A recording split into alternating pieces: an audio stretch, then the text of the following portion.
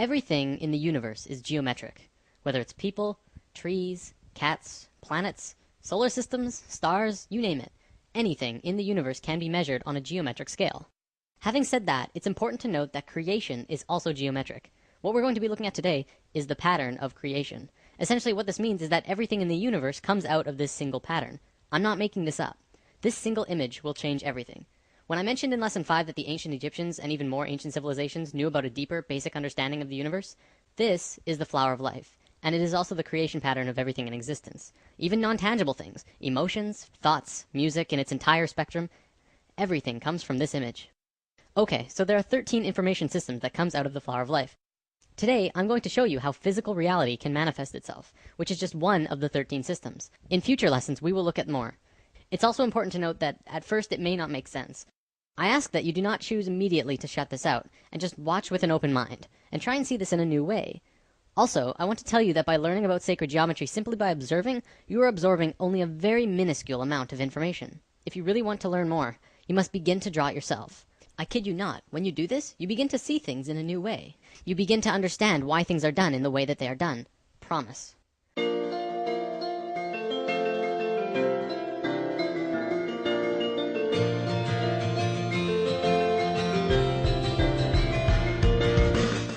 The flower of life was known around the world in ancient times. It was found in Ireland, Turkey, Israel, Egypt, China, Greece, Germany, India, and Iceland. It's also been recorded to have been found in England, Tibet, Japan, Sweden, Lapland, the Yucatan, and I think 14 other places. This thing is everywhere. Not only that, but everywhere around the world it has the same name, the flower of life. Now, to understand the flower of life, first we have to talk about how it's formed. This could get incredibly complex, so I'll try and keep it simple. Imagine consciousness, or spirit, floating in a void, which means it's nothingness, and then spirit. No physical body or mind, just spirit, and that's it. Then blackness, essentially nothing, all around the spirit, for infinite. Spirit decides to do something, so it expands its consciousness all around itself as far as it can go without moving. It creates a sphere around itself. This is the first circle in the flower of life. Then, spirit has an awareness of what's around itself in 360 degrees. It moves to the very edge of the sphere anywhere, and repeats what it did the first time. It creates this image, which also creates the Vesica Pisces. Within the Vesica Pisces is a vast and incredible amount of knowledge about width, proportion, depth. Also comes the square roots of 2, 3, and 5, which are all numbers that go on forever. But even more interestingly, comes geometric information about light. We'll talk about that in a moment. Now, spirit has no choice but to do it again. Spirit is flawless, and therefore it will move flawlessly, creating the next circle either here or here, exactly one radius away from the other circle next to it. Every time spirit moves another sphere, more and more knowledge comes out of the image that is created. The first complete image to be formed is this. It has two names, the seed of life, or the Genesis pattern, and for good reason.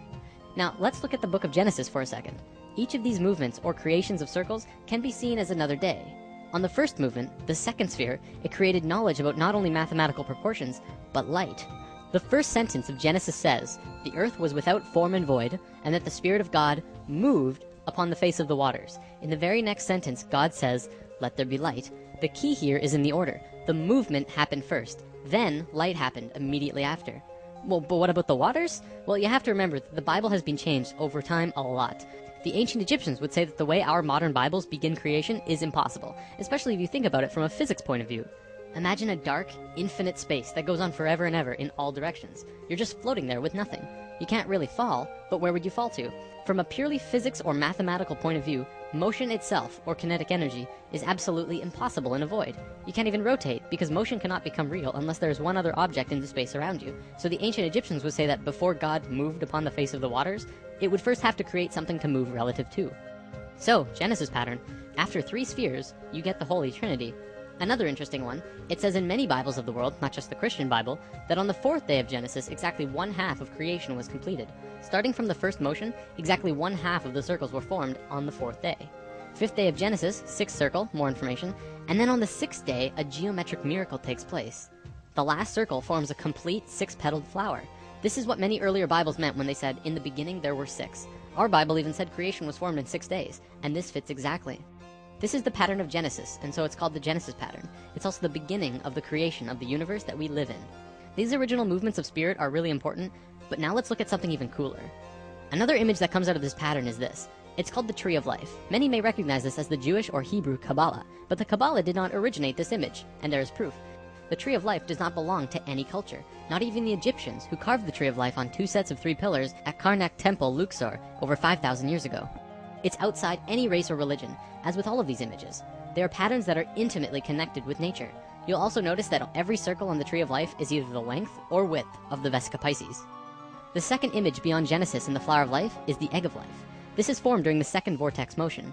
Upon its completion, it creates an image like this, a 3-dimensional shape that you can hold in your hand.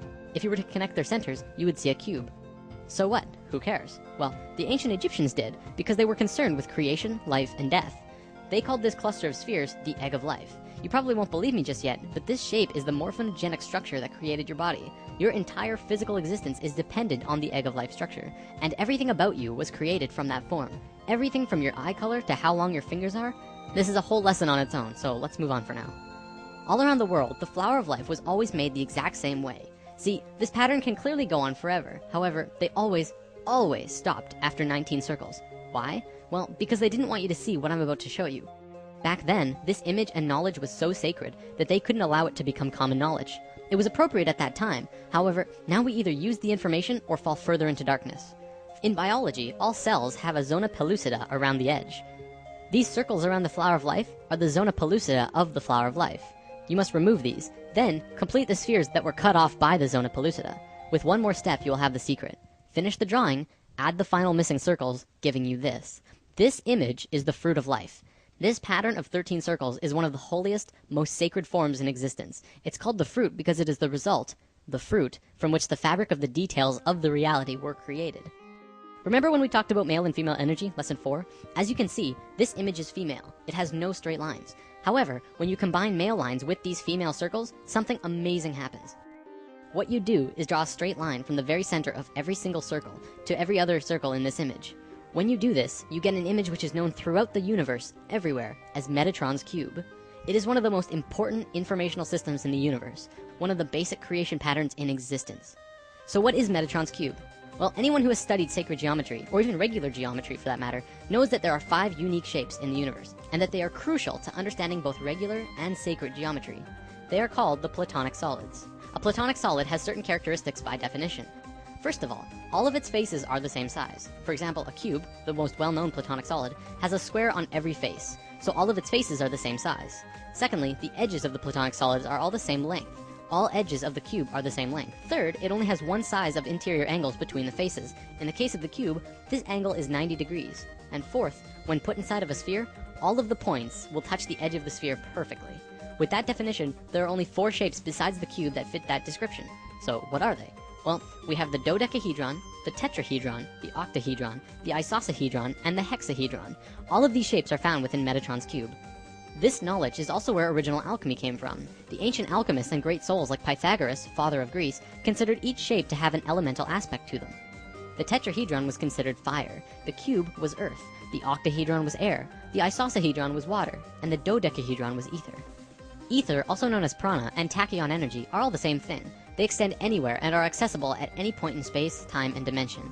This is the great secret of zero-point technology. The sphere is voidness. These 6 elements are the building blocks of the universe, and they create the qualities of the universe. To summarize, this is the first informational system that comes out of the Fruit of Life through Metatron's cube. In alchemy, they rarely discussed ether. I've read that in the Pythagorean school, if you even uttered the word dodecahedron outside of the school, they would kill you on the spot. That's how sacred this shape was.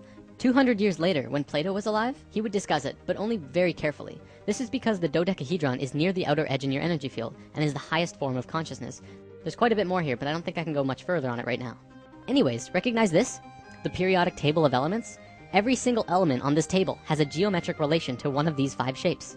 Modern scholars ridiculed this idea until the 1980s, when Professor Robert Moon at the University of Chicago demonstrated that the entire periodic table of elements, literally everything in the physical world, is based on these same 5 forms. In fact, throughout modern physics, chemistry, and biology, the sacred geometric patterns of creation are being rediscovered. Another example is the Egg of Life that I showed you earlier.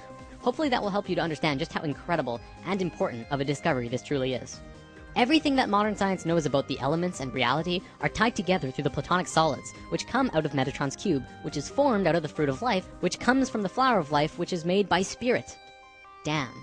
Whether you're convinced yet or not, this is the missing piece of the puzzle. It all comes down to spirit.